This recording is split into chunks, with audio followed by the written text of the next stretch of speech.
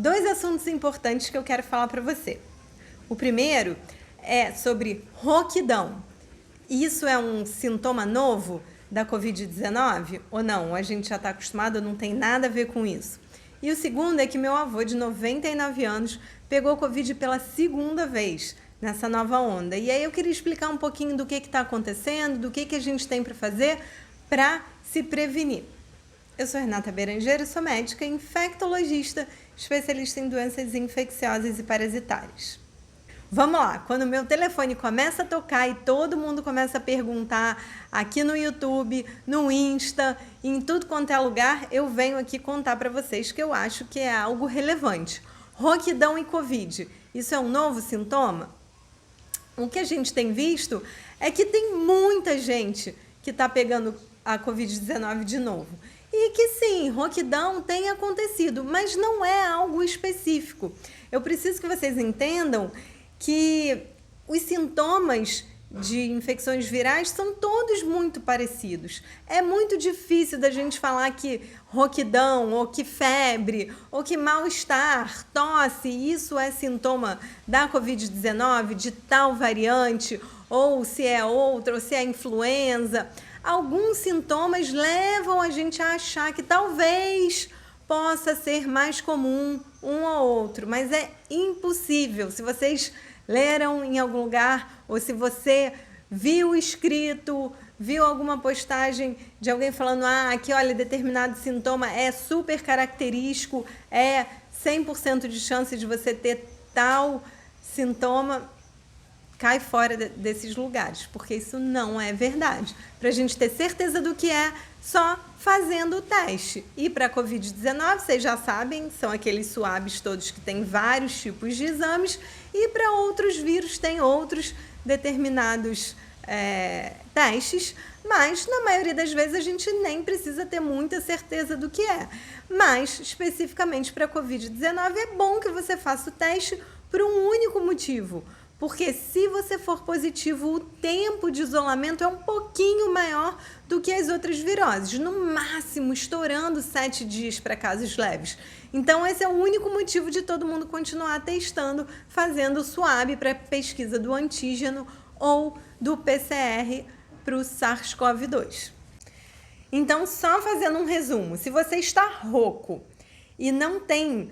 Assim, não aconteceu nada de diferente, se você não foi num jogo de futebol, não foi numa festa, não gritou, não falou muito, se você está rouco por si só, isso pode ser um início de uma infecção viral, sim. A gente pode jurar que é a Covid-19? Não, você precisa fazer o teste. Agora, vamos lá, eu estou aqui hoje, falei um pouco mais, estou aqui fazendo esse vídeo para vocês... enfim, mais tarde vou ver alguns pacientes ou encontro com alguém, falo muito amanhã, acordei rouca, eu posso esperar um pouquinho, posso continuar ficando de máscara ou então avaliar se eu vou ter outros sintomas, mas se essa rouquidão continuar, se eu evoluir com tosse, com mal-estar, com febre, com catarro, com coriza, alguma coisa assim, sim, eu tenho que fazer o teste para descartar a Covid-19, mas isso também pode ser qualquer outro tipo de vírus respiratório. Mais uma vez, nenhum sintoma é específico, é aquela palavrinha que a gente chama na medicina de patognomônico. É quando alguma coisa você tem certeza, apareceu esse sinal, você está com essa doença. Isso é muito raro na medicina, algumas coisas têm, mas para as infecções virais não existe. A gente tem que fazer exame físico, tem que conversar com o paciente, tem que pedir exame para saber se a gente pode dar um diagnóstico. Porque às vezes também, não é Covid e você vai ganhar o diagnóstico de virose e vai ficar meio bravo com o médico e tudo, mas não tem nada a fazer, é repouso, isolamento, beber bastante água e ficar quietinho. Então é certo dizer que se algum, entre aspas, especialista me disser que porque eu tô rouco e tô meio doente e tal, é a nova cepa da Covid? Variante. Não, isso não é verdade, a gente não pode ter certeza e falar isso. A gente pode falar que, olha, é provável, é possível, mas para fazer um diagnóstico, mesmo um diagnóstico de certeza, a gente precisa de um exame. Agora, o segundo assunto, e eu tô tranquila desse jeito porque ele está estável, tá, gente? O meu avô, de 99 anos, pegou Covid de novo e tá internado no hospital. Mas espera aí, o que aconteceu? Primeira coisa, ele tinha 4 doses da vacina. E do dia para a noite foi exatamente assim. De um dia para a noite ele começou a tossir e o coração, que já tem uma certa insuficiência por conta da idade, ele ficou mais cansado e o coração ficou mais debilitado. Foi para o hospital. A gente nem imaginava que seria Covid, mas como qualquer quadro respiratório, a gente acaba fazendo o teste, ele veio positivo.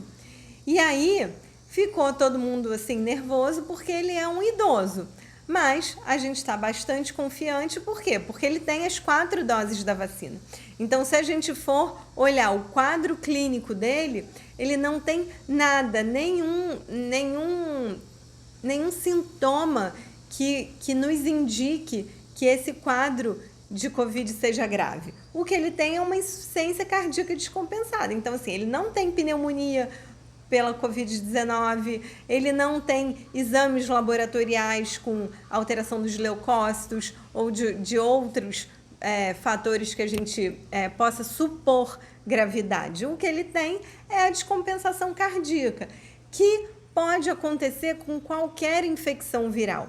Então, às vezes, a gente está aqui muito preocupado com os nossos idosos e com os nossos imunossuprimidos pela questão da Covid-19, mas a gente esquece que qualquer infecção pode causar essa descompensação. Então, nesse momento, onde a gente vê um aumento de casos muito grande em toda a população aqui no Brasil, a gente vê que a maioria dos quadros não está grave. O que a gente tem visto no hospital é justamente o que aconteceu com o meu avô. Pacientes que precisam de internação por outros motivos, mas que acabam sendo diagnosticados com a Covid-19. Por exemplo, eu vou lá, eu tenho que operar uma vesícula. E aí eu vou, opero a minha vesícula, no pós-operatório eu evoluo com um pouquinho de tosse, ou às vezes até um pico febril, a gente vai lá, faz o exame e dá positivo, mas eu não tenho nenhuma outra alteração nesse sentido. Foi isso que aconteceu com ele, mas gera o alerta o quê? Que a gente precisa ter alguns cuidados, principalmente quem tem em casa idosos e pacientes com algum tipo de imunossupressão. E eu não estou falando aqui de proibir visitas, de deixar essas pessoas numa bolha, como a gente achava que tinha que fazer lá no começo, onde não existiam as vacinas. Nesse momento, o que a gente tem que prestar atenção é se você está com algum sintoma respiratório, se você está se sentindo mal, se você está prostrado, você evite a visita para essa população naquele momento. Se você está bem, se você está estável, não está sentindo nada, não tem problema nenhum. Você vai lá visitar o seu ente querido que, enfim, vai fazer bem para ele. Chamar atenção, principalmente para quem tem crianças em casa. As crianças toda hora estão gripadas, estão fungando e tudo, mas nesse momento evitar levá-las para ver os avós. Pode esperar um pouquinho e tudo. De maneira nenhuma eu estou sendo alarmista aqui nesse vídeo e falando que, olha, todo mundo tem que ficar em casa, você não pode mais visitar os seus entes queridos, ou idosos, ou imunossuprimidos. Não é nada disso. A gente está num outro momento da pandemia. Eu acho que o principal aqui são 3 fatores importantes que, se todo mundo fizer, a gente consegue passar por isso muito bem. A primeira coisa é checar a sua carteira de vacinação. Todo mundo, todos os adultos têm que ter as 4 doses de vacina. Quem é imunossuprimido ou quem é muito idoso, maior de 80 anos, pode fazer a 5ª dose. E ver direitinho a carteirinha de vacinação das crianças também. Isso é o mais importante. Depois, se você tem algum sintoma gripal, faz o isolamento direitinho, faz o teste para Covid e espera ficar bom para voltar a sair. E, por último, se você vai entrar em ambientes que estão muito aglomerados, por exemplo, metrô, ônibus, se você vai em alguma palestra que tem muita gente, vale a pena usar máscara. Idealmente seria, se você está com sintomas gripais e tem que sair, você coloca a máscara, mas nesse momento assim, eu não consigo garantir que todo mundo vai fazer isso. Então, se você vai para grandes aglomerações, põe lá a sua máscara, isso não tem problema nenhum. O que eu vejo aqui as pessoas me atacando porque eu falo isso, e aí fica todo mundo achando, terrorista, até a eleição não tinha nada de Covid, agora voltou e tudo. Então, gente, isso é esperado. Existe uma nova variante que não é que ela escapa da vacina, mas ela pode infectar sim, e a taxa de infectividade está muito alta, mas quem está vacinado está protegido. Então, a gente não precisa mais fazer lockdown, fazer isolamento, deixar de visitar as pessoas, deixar de passear, fechar as escolas, nada disso. É só tomar um pouquinho mais de cuidado com a relação à máscara e com a relação aos sintomas respiratórios. Por exemplo, tem relato de pessoas que vão no posto de saúde fazer o teste e estão sem máscara. Fica lá na fila, todo mundo junto sem máscara.